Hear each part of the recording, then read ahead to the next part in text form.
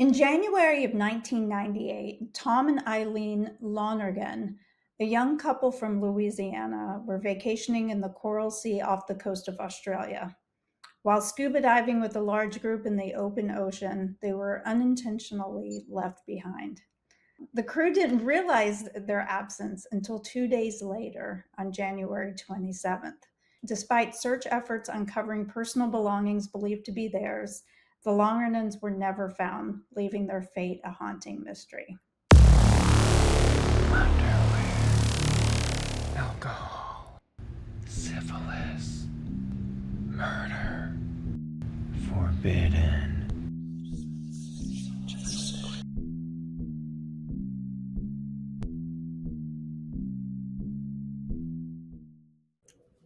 And we are back. Here we are. How are you?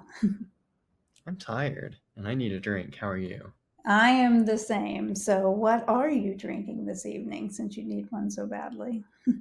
Honestly, I just cranked open the first bottle I could find. It's white. That's all I can tell you. And it's Yes. wet.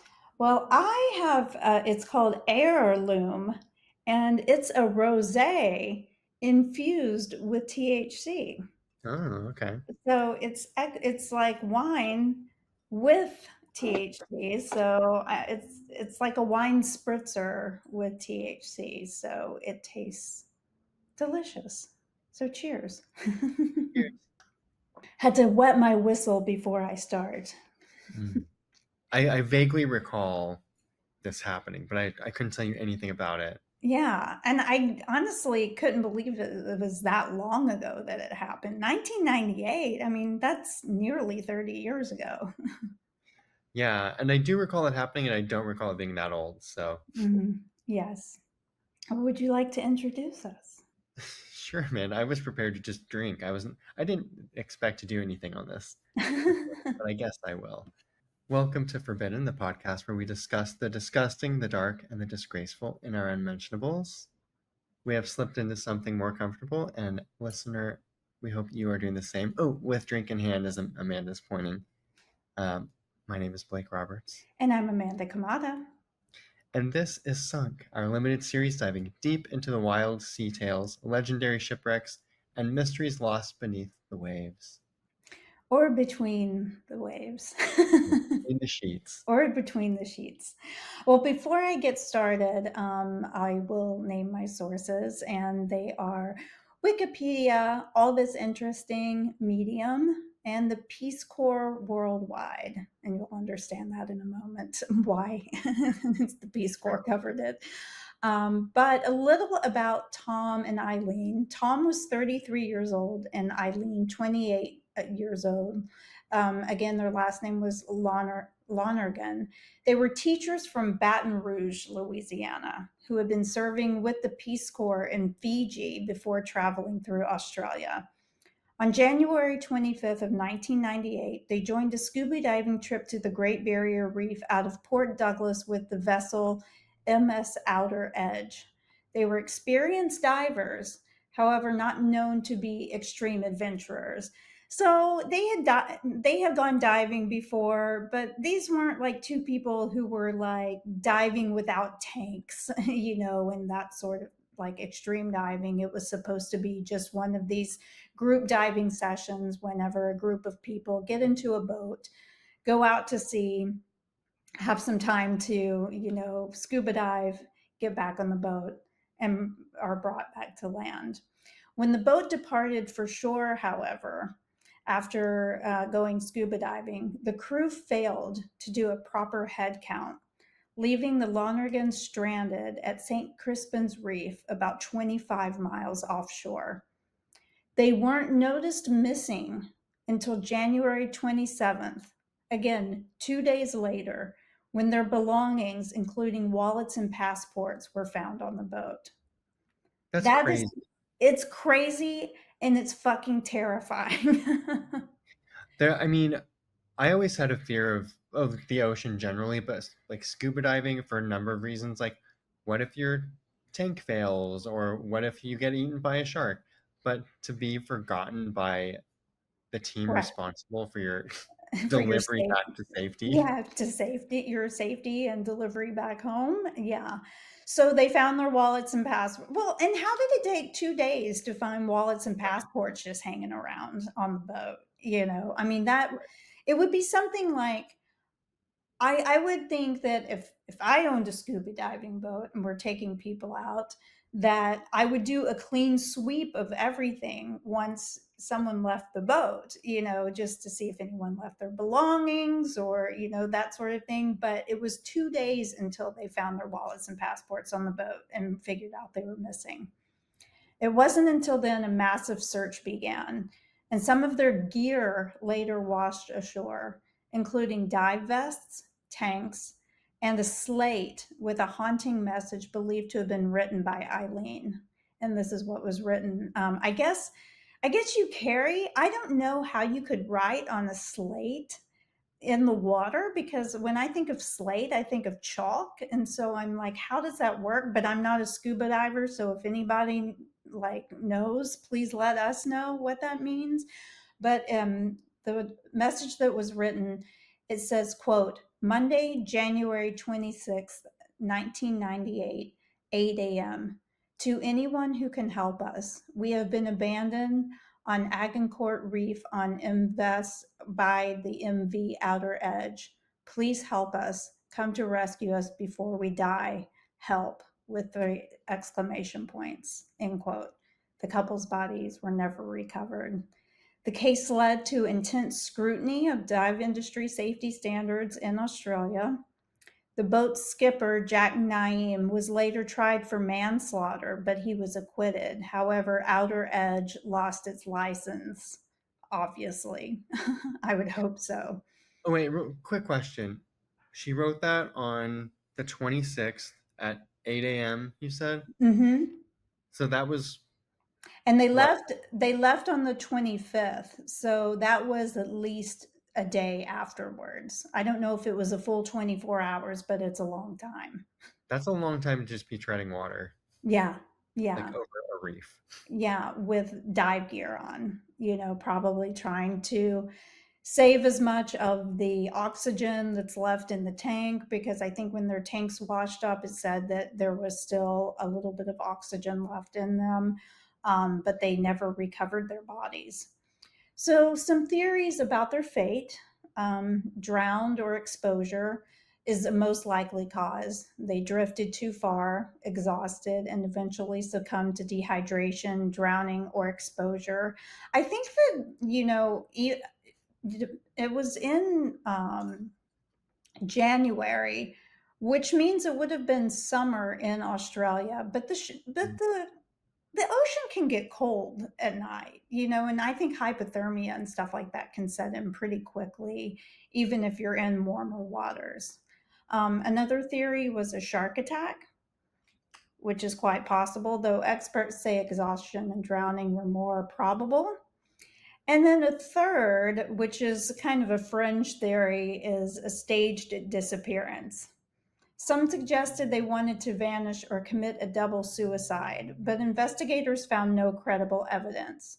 Their diaries did contain some dark, introspective passages. I guess they found their diaries, which fueled speculation, but friends said that they were taken out of context. Hmm. Do you Um, know what the diary said? no, Hmm. no, it didn't. It didn't really say, and there weren't any passages that were printed from their diaries or anything like that.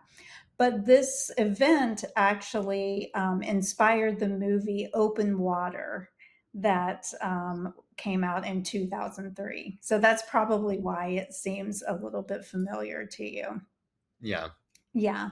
So basically, what happened to these two people is whenever they didn't reboard the boat, the captain didn't take a proper head count. So no one knew that they were missing until they found their passports and their wallets and stuff like that. So there should be some sort of manifest, right, of who all is going into the water and a head count. It's not calculus. Like Right, addition is like very entry level. right. You'd think that that would be a prerequisite for. Yes. any Hmm. of it. Yeah. Well, and the fact of the matter is, too, is from what I can surmise, again, I'm not getting on a fucking scuba diving boat. I'm not going scuba diving just like you're not going scuba diving, and for the exact same reasons. And this just puts the cherry on top, stories like this. But whenever I see scuba diving boats, it's not like they're loaded down too with like 30 people on them. It's usually like a small group of maybe like 8 to 10 people tops. You know what I mean? It's not like they're going, it's not like you're taking some big ass boat and throwing 100 people into the water and saying, like, hey, go scuba dive. Right. But anyway, so to your point, it's not rocket science, it's not calculus, it's like making sure that everyone gets back on the boat safely. So that's pretty short and sweet. That's basically what happened to them. But have they been the only ones? Of course not, Blake. There are more cases of scuba divers being left behind by their dive boat, and these are just a couple. Yeah. Another person that this happened to was a gentleman from California named Dan Carlock. He was a church group member diving off of Newport Beach. The boat crew failed to notice he was missing after their dive. He drifted 5 miles in the open ocean before being spotted and rescued by a Boy Scout troop on a separate boat. He later sued the dive company and settled. Good for him. That's crazy. The Boy Scouts found him. Mm-hmm. Good old Boy Scouts. They should have all become like honorary Eagle Scouts after that. They certainly got a badge. Yes. Rescue someone from sea. There you go. And then in 2006, there was an unnamed incident in Thailand where a group of divers were left at sea after their boat experienced mechanical issues and drifted away. Local fishermen found them clinging to buoys several hours later. So, those are some stories about people who have gone to, have a good time scuba diving and have been left behind. What are the key lessons that we can take away from this other than don't scuba dive? I was going to say that was my one lesson. Yeah, Just don't do it. yeah. Most of these incidents occurred with large dive groups and lax head counting. Survivors stress the importance of safety gear. So, surface marker buoys, or SMBs, are what they called in that world. So, I guess that they're buoys that attach to you that, like, show above water that you are, even though you're underwater. Um, Like on Jaws when they were shooting him with those things and the barrels were hanging to him, exactly. they could track him. It's like that. Exactly. Yeah, surface marker buoys, SMBs. Safety sausages? Don't know what that is. I know what that is. Carry your safety sausage with you if you are going out diving. And they said whistles, mirrors, and GPS locators are often also smart to carry with you. Although I guess a GPS, I guess it would have to be waterproof and like depth proof, up to a certain amount for that to work. Because I can't imagine that all GPS locators would do it. But many countries have since tightened dive boat regulations because of these high profile cases. I've never been scuba diving myself, so I can't speak to if the um, laws or the rules and regulations have changed at all or anything like that. But quite terrifying, and just a safety message for everyone. If you're going to go scuba diving, make sure you get back to the boat somehow and that you're accounted for. Oh my God. Last time when we were in Hawaii, because I wear like Speedo, like swim briefs, Hmm. tan lines. I'm concerned about my tan lines. Of course you But are. last time we were there, I got into the water on Maui, and I was walking out, and like a big wave rolled in, and I'm skinny, I'm slight, And so it like pushed me backward. So I fell on my ass and I stood up and I walked back to the beach. Like I was just sort of enjoying it. I didn't really think anything of it. Yeah. But I walked back to the beach and when you're on the beach and you're walking and just like it's like drifted you away. So you have sort of a long walk to get back to your station. Yeah. Sometimes you got to figure out exactly where that is because Yeah, everything looks the same. right. Which direction do I need to go, etc. Well, I go all this way. I'm walking past all these people, and then I realized that when I fell down, all of the sand washed into my Speedo, like in the ass. So it looked like I had shit myself. Oh my God. That's happened to me before. Yeah, I know exactly what you're talking about. And it took forever, by the way, to get the sand out of my ass.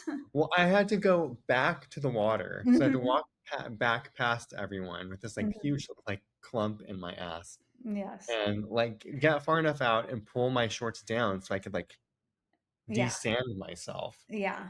Yeah. It was so embarrassing. Oh my God. Yeah, that is funny. This just one more reason not to get into the water. Maybe Yeah. ankle deep or knee deep is good enough. Yeah. And never turn your back to the waves, they say. Yeah. They say not to do that because they can, knock you forward or whatever. Um, I'm And then you get a bunch of sand in the front of your Speedo, exactly. which And I guess is more flattering. yeah, I was about to say the bulge may be more appreciated than in the back than in the backside. Oh gosh. But yeah, I mean, I sit there and I think about, I wonder how did they know that it took them 2 days to really die? They never found the bodies, so they don't really know whenever it said between the 25th and 27th. The slate had the 28th, or excuse me, the 26. 26th on there Yeah. at 8 a.m. So it's like, okay, so they maybe made it that long. I guess after a certain amount of time, like maybe 48 hours, they just say, if you haven't been found, it's not going to happen. I don't know. Yeah. That's so terrifying. I know. I hope that, I mean, it would be so scary for it to happen by yourself, but it would be so awful too for you to be with somebody because somebody's going to go first, more than likely. And How what are if you they get going to? separated, Yeah. which is totally possible? Oh, totally. Because out in the open ocean, I can't imagine just how waves are by the shore and how rough they can get, how it would be being in the middle of the open ocean. I mean, Yeah. that's just terrifying to me. Um, I went on like a snorkeling trip Me one too. time.